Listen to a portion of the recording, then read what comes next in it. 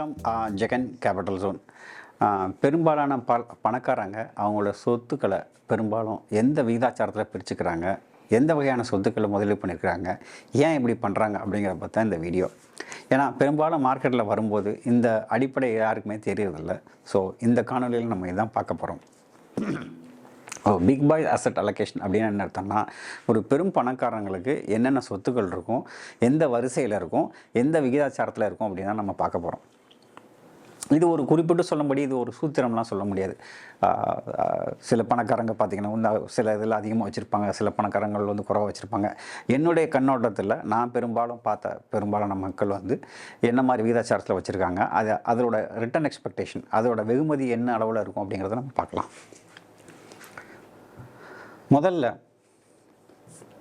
சொத்துக்கள் அப்படின்னு பார்க்கும்போது என்னென்ன அசட்ஸ் இருக்குது அப்படின்னு பார்க்கலாம். முக்கியமான அசட் அப்படின்னு பார்க்கும்போது எதை பிரிக்கலாம்னா மூவபிள் அசட் அப்படின்னா என்ன அர்த்தம்னா நகரும் சொத்துக்கள், நகராத சொத்துக்கள் அப்படின்னு சொல்லுவாங்க.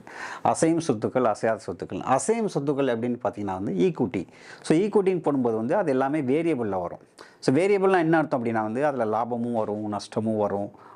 அதிகப்படியான லாபம் வர்றதுக்கும் வாய்ப்பு இருக்குது, நஷ்டம் வர்றதுக்கும் வாய்ப்பு இருக்குது. நம்ம சேலரியில் கூட சொல்லுவோம் இல்லையா, வேரியபிள் பே, ஃபிக்ஸ்டு பேன்னு. இந்த வேரியபிள் பே அதிகமாக வேரி ஆகிறதுக்கு வாய்ப்பு இருக்குது. இங்கே தான் நம்ம ட்ரேடிங் பண்ணுறோம், ஸ்டாக்ஸில் இன்வெஸ்ட் பண்ணுறோம், ஈக்விட்டியில் இன்வெஸ்ட் பண்ணுறோம், மியூச்சுவல் ஃபண்டில் இன்வெஸ்ட் பண்ணுறோம். கோல்டு கூட பார்த்திங்கன்னா வேரியபிள் தான். இன்றைக்கி இருக்கிற கோல்டு வேல்யூ நாளைக்கு அதிகமாக இருக்கும், குறைவாக இருக்கும். இது எல்லாமே சேர்ந்து வேரியபிளில் வருது. அப்புறம் இன்னொரு இன்ஸ்ட்ருமெண்ட் என்னென்னு பார்த்தீங்கன்னா டெட்னா என்னன்னா ஃபிக்ஸ்டு இன்ஸ்ட்ருமெண்ட். இதில் கொஞ்சம் வேரியபிள் இருந்தாலும் பெரும்பாலும் பார்த்தீங்கன்னா பணம் பாதுகாப்பானது. ஃபிக்ஸ்டு இன்ஸ்ட்ருமெண்ட்டுக்கு, அதாவது ஃபிக்ஸ்டு டெபாசிட்டுக்கு ஈக்குவலாக ரிட்டர்ன் வரக்கூடியது. ஸோ இதில் என்னென்னு பார்த்தீங்கன்னா எஃப்டியாக இருக்கட்டும், டெட் ஃபண்டாக இருக்கட்டும், லிக்விட் ஃபண்டாக இருக்கட்டும், பெரிய கார்பரேட் பாண்டாக இருக்கட்டும், இது எல்லாமே டெட் இன்ஸ்ட்ருமெண்ட்டில் வருது. இதுக்கும் மார்க்கெட்டுக்கும் சம்மந்தம் கிடையாது, இதுக்கும் ஈக்விட்டிக்கும் சம்மந்தம் கிடையாது. ஸோ பெரும்பாலான மக்கள் இதை தான் பார்த்துருப்பாங்க.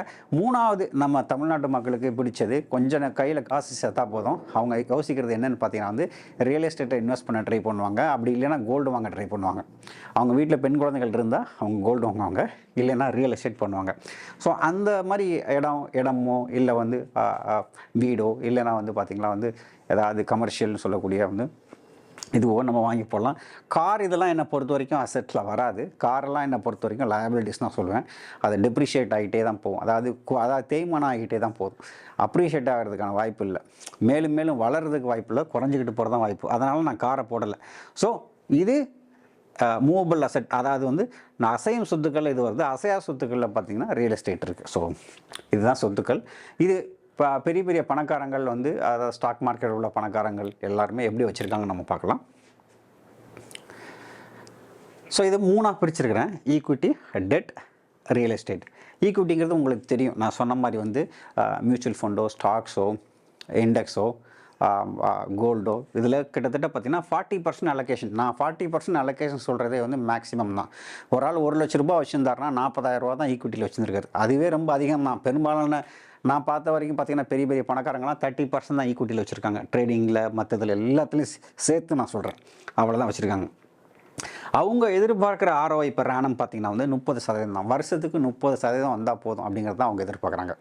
இப்படி வருஷத்துக்கு 30% அவங்க எதிர்பார்த்தாங்கன்னு சொன்னோம்னா அவங்களுடைய மொத்த சொத்துக்கு பார்த்திங்கன்னா அது 12%. அந்த கேபிட்டலுக்குன்னு பார்த்திங்கன்னா 40% இருக்கு இல்லையா, அதுக்கு பார்த்திங்கன்னா 30% பார்க்கும்போது ஓவராலாக கேபிட்டலுக்குன்னு பார்க்கும்போது 100 ரூபாய்க்குன்னு பார்க்கும்போது 12% ரிட்டர்ன் ஈக்விட்டியில் இருந்து மட்டும் கிடைக்குது. இதுதான் அவங்களுடைய போக்கு. அப்புறம் டெட் ஃபண்ட் கிட்டத்தட்ட பார்த்திங்கன்னா ஈக்விட்டியில் எவ்வளோ வச்சுருக்காங்களோ அதுக்கு சமமாக டெட் ஃபண்டில் வச்சுருப்பாங்க. இன்னும் சொல்லப்போனால் அதிகமாக தான் வச்சுருப்பாங்க. பெரிய பெரிய பணக்காரங்களாம் எடுத்துட்டிங்கன்னா, அதாவது ரிஸ்க் எங்கெல்லாம் இருக்கோ அதை விட 2 மடங்கு இல்லை அட்லீஸ்ட் 1 மடங்காக வச்சுருப்பாங்க.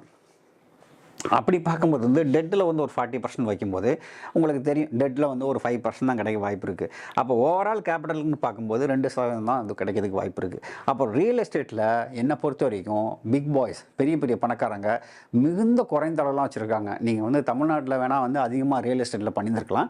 ஆனால் பெரும்பாலான மக்கள் பார்த்திங்கன்னா மேலும் மேலும் வளர வளர வளர வளர ஒன்று ஈக்விட்டியில் வச்சுருப்பாங்க, இல்லை டெட்டில் வச்சுருப்பாங்க. அப்படி இல்லைன்னா ரியல் எஸ்டேட்டை வச்சுருக்கிறது ரொம்ப ரொம்ப குறைவு தான். நம்மளை மாதிரி வெகுஜன மக்கள் மக்கள் தான் வந்து ரியல் எஸ்டேட் மேலே ரொம்ப ஆர்வம் காட்டுறாங்க. ஆனால் பெரிய பெரிய பணக்காரங்க வந்து ரியல் எஸ்டேட்டில் அவ்வளோவா ஆர்வம் காட்டுறதில்ல. 20% தான் வச்சுருப்பாங்க. அதில் 5% பார்க்கும்போது கிட்டத்தட்ட 1% வந்து அவங்க கேபிட்டலுக்கு இது வராது. ஆக இந்த 12, 2, 1ன்னு பார்க்கும்போது கிட்டத்தட்ட 15% வந்து பார்த்திங்கன்னா வந்து ஓவராலாக வந்து அவங்களுக்கு சிஏஜிஆர் ஆகும். அதாவது கூட்டு வட்டி ஆகும்.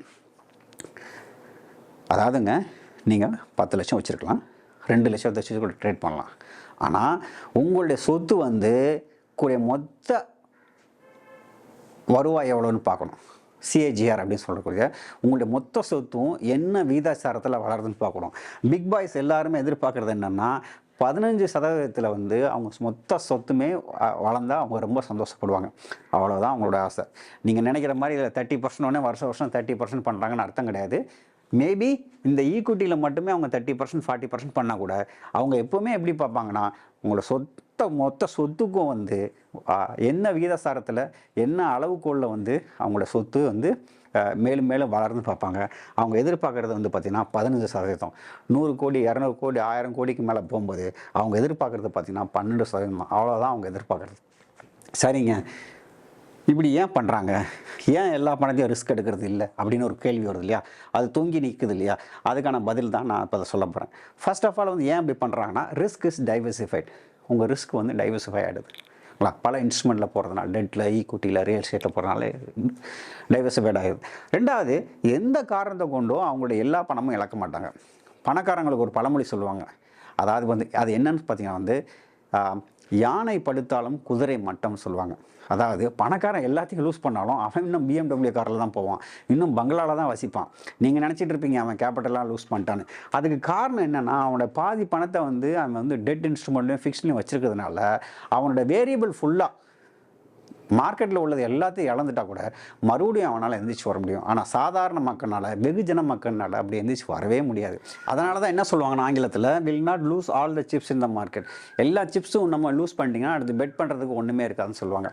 அது மாதிரி வந்து பணக்காரங்க வந்து எந்த காலகட்டத்திலையும் பார்த்தீங்கன்னா தன்னுடைய எல்லா கேபிட்டலும் ஈக்குவிட்டி மார்க்கெட்லையோ ட்ரேடிங்லேயோ போட்டு ட்ரேட் பண்ண மாட்டாங்க. ஏதோ ஒரு காரணத்தினால, புரோக்கர் சரியில்லைனாலோ, எக்ஸ்சேஞ்ச் சரியில்லைனாலோ, இல்லை டெர்மினல் சரியில்லைனாலோ, இல்லை டெக்னிக்கல் இஷ்யூனாலோ கேபிட்டல் அவங்க இழந்தாலும் கிட்டத்தட்ட பார்த்தீங்கன்னா அவங்களோட கேபிட்டலில் 40% இழப்பாங்க. 40% நான் சொல்கிறது ரொம்ப அதிகம்.